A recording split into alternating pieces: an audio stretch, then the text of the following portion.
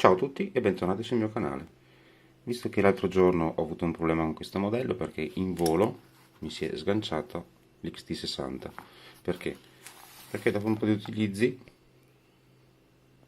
i pin si stringono e di conseguenza dovremmo andare con un cacciavite a stella ad allargare il foro. Questo però c'è la stella così piccolino che dentro, premete si allarga il foro. Questo migliora la connessione per uno o due ripo, poi però si ristringono e tornano come prima. Come risolvere? Basta prendere un pezzettino di cavo AVG 22 ed infilarne un pezzetto all'interno una volta che avremo allargato il buco. Questo farà sì che il silicone faccia da spessore interno e tenga i fori larghi. Ora andrò ad effettuare l'operazione e vi faccio vedere la differenza. Se collego la batteria senza fare alcuna modifica così com'è, vedrete che non tiene nulla.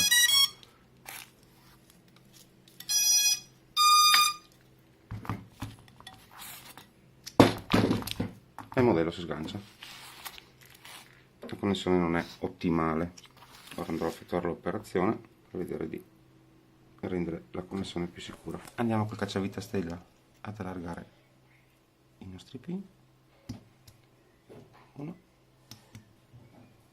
e 1, 2. Ora saranno anche troppo larghi, ma questo ci permetterà di prendere dei pezzettini di cavo ed infilarli.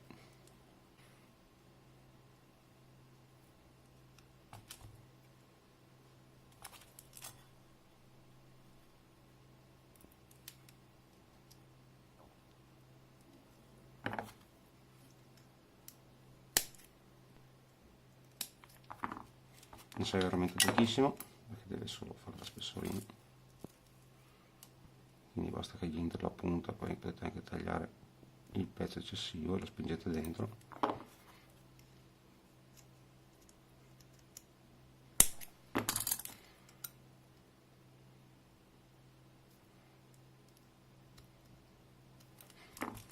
Ed ora la prima volta sarà un po' più difficoltoso.